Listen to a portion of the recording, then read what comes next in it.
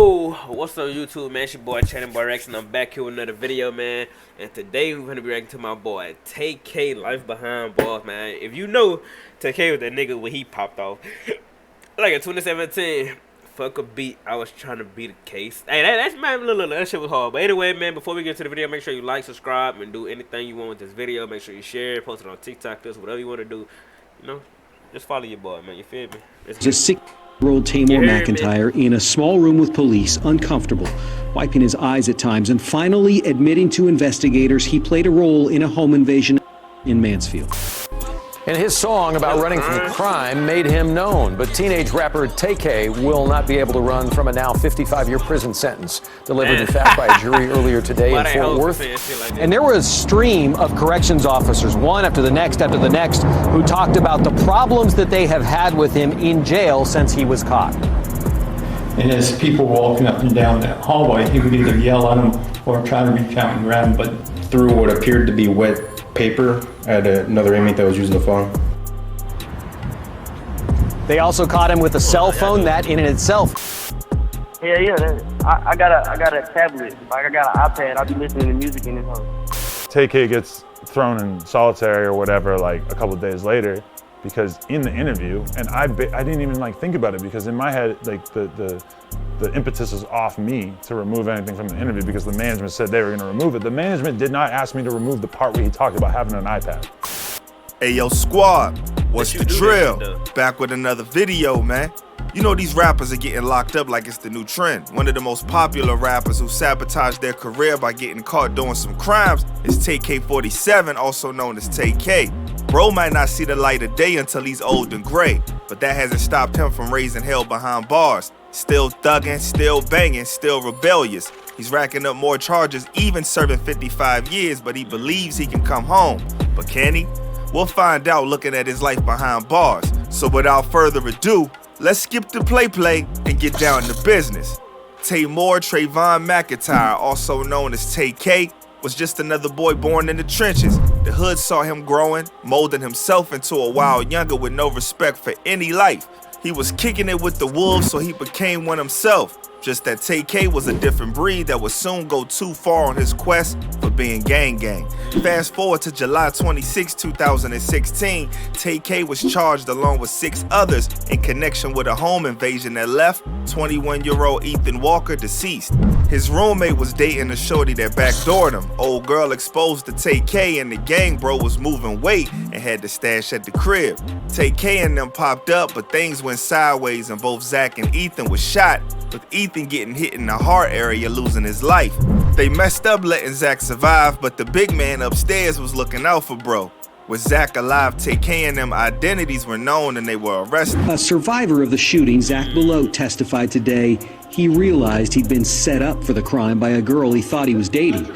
That's a point McIntyre's defense team has been keen on, that 5 other individuals, along with the were actually responsible for planning the robbery. TAYK was released on house arrest, but bro was too much of a menace to realize the dire situation he was in. Instead, TAYK not only cut off his ankle monitor and went on the run, but he documented it all online for everybody to see. I know the cops was mad pressed with that tweet, even more so when TAYK dropped one of the most iconic tracks entitled The Race, with a music video while on the run where he rapped about his entire escape. TAYK was driving around, bumping the track in broad daylight like it was nothing. U.S. Marshals wasn't going for it and caught bro the same day the video dropped. TAYK tried to outsmart him, hitting him with the old "I swallowed some pills and I was hearing voices" trick. But they did a psych test and called bro bluff. It was months after that interrogation seen on video that McIntyre cut off his GPS monitoring bracelet and went on the run. A U.S. Marshal Task Force member testified today that when they found him later in New Jersey and caught up to him and arrested him, he made up stories about swallowing a bunch of pills and even about hearing voices in order to try to stay out of jail. Yeah.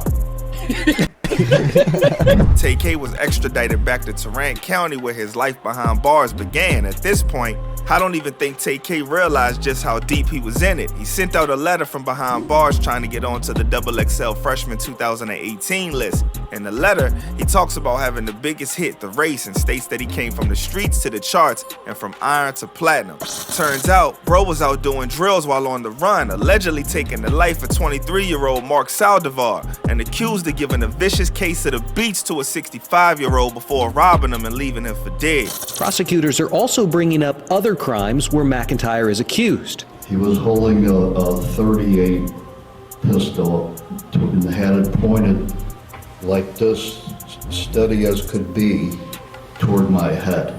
Skip Pepe said it was McIntyre who robbed him at gunpoint while he was on the run in 2017. But the defense team spent hours poking holes in the story, pushing Pepe to the brink on the witness stand. I did everything that day but take a selfie with this kid that beat me nearly to death, okay? We're gonna get so there. Let's stop playing the games. TAYK's attorney was trying to secure a bond, but with all of the new allegations along with him playing in the judge's face with The Race, the judge wasn't going for it and removed any bond deals from the table. TAYK could care less. Bro was behind them prison walls stocking up on hella snacks for the winter and still throwing up gang signs. Man, y'all know my shorty good. My shorty gonna be good. He in the streets or he out. That nigga just dated that big. Yeah. Hey, my niggas. The opposite. The other side, man. You already know what's going on. The other side, man. According to him in Say Cheese jail call interview, everyone respected him behind bars. Are people noticing you inside the jail? I mean, yeah, like, just because the newspapers, you know, they bring the newspapers to jail. When I walk on the hallway, all the old heads, because I'm on 24-hour lockdown. So when I walk in the hallway, all the old heads, they scream, is that TAYK-47? You know, just shit like that. You know, they fuck with me. Everybody fuck with me, though. But things began looking like it was taking a toll on the rapper as time went on and his case weighed on his mind. A video was surfaced that appears to show TAYK getting emotional while talking to the homies. Don't forget that shit, boy. Oh God, bro. Love you shit. I don't mean no forever, bro. Love that shit, bro. Oh, Jesus.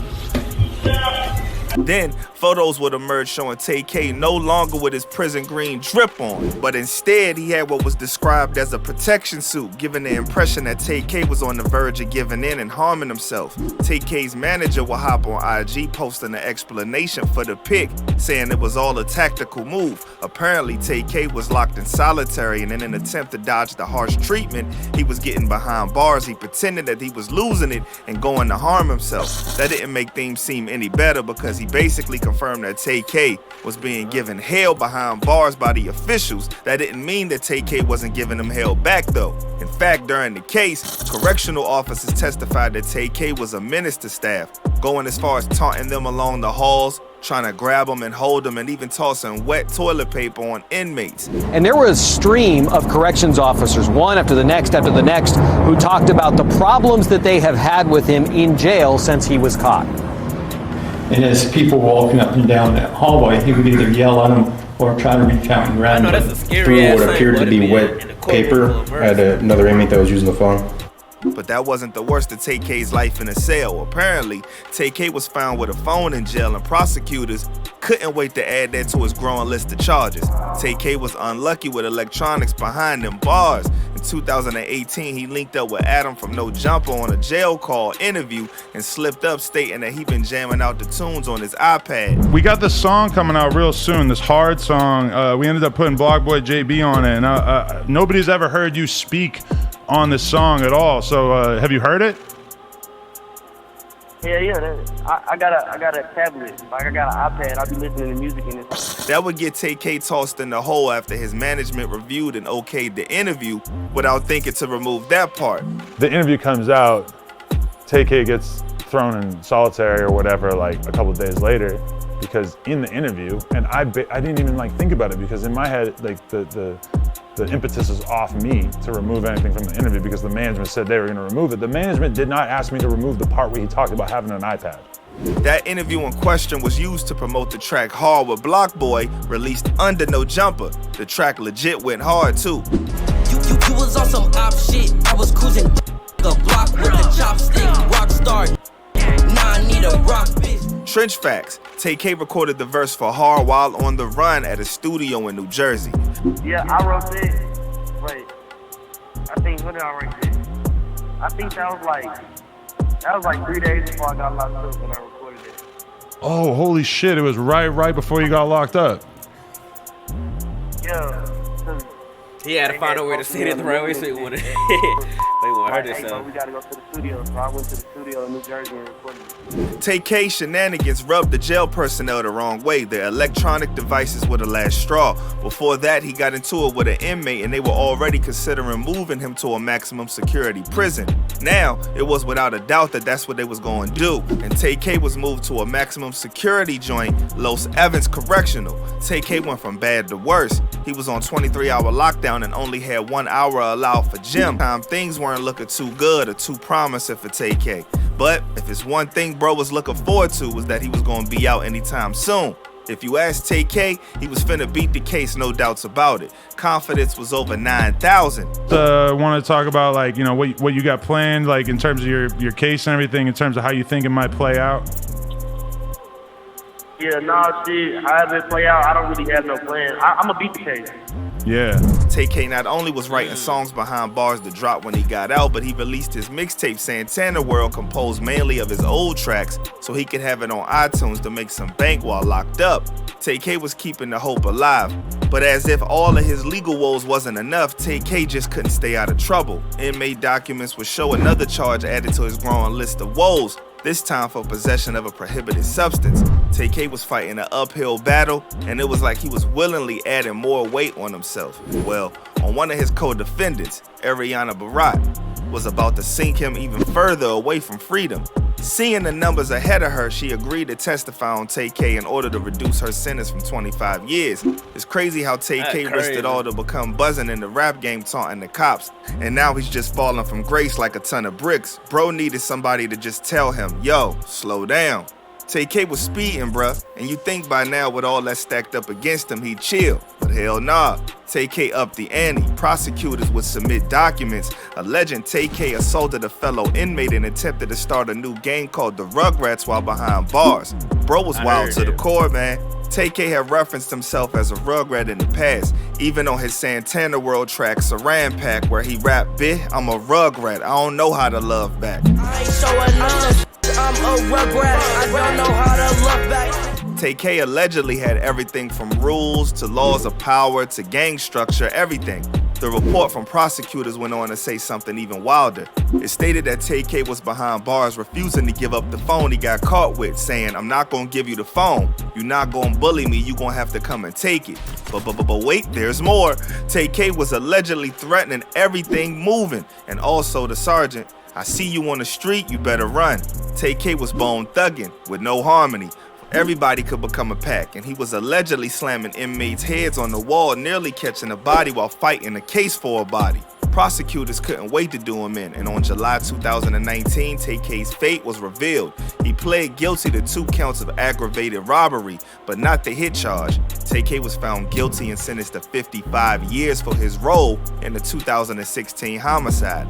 Doug, the jury deliberated for a little longer than 3 hours today here before deciding on that 55-year sentence. That song that raised the profile of Tamor TAYK McIntyre in the end also likely played a role in that prison sentence. Ironically, his viral hit The Race played a role in painting him as a dangerous gang-affiliated rapper that had no care for human life or the law. And just like that, TAYK the Younger with so much potential was swept in the pile of rappers lost to bad decisions inspired by the trenches. TAYK moved on to try to do some good behind bars, pursuing his GED. I dropped out in the 9th grade.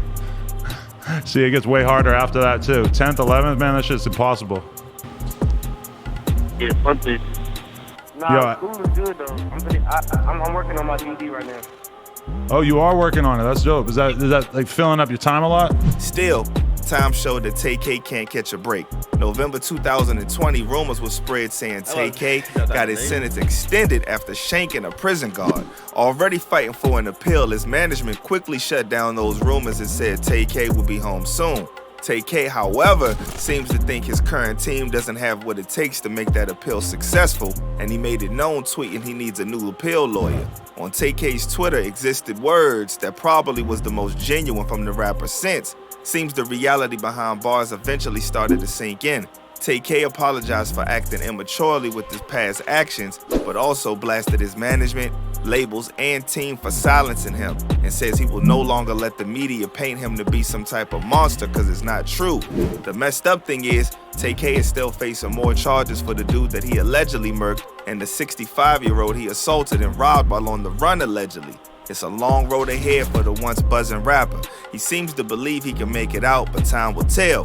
The latest vids of the rapper behind bars shows him talking to his bae all in love, and pics posted to his IG on his B-Day in June of 2022. You look real good. Thank you. I love y'all. I love you too, baby. All right, bye, Tay. There you have it. Thanks for kicking it with. How the fuck he got a girlfriend in jail? She fucking somebody else, bro. Just let that shit go. I know it's good to think about and to have somebody to talk to, but bro, at the end of the day, she's not for you, bro. She's fucking somebody on the outside, bro. Just let it go, my brother. That's all. No bull.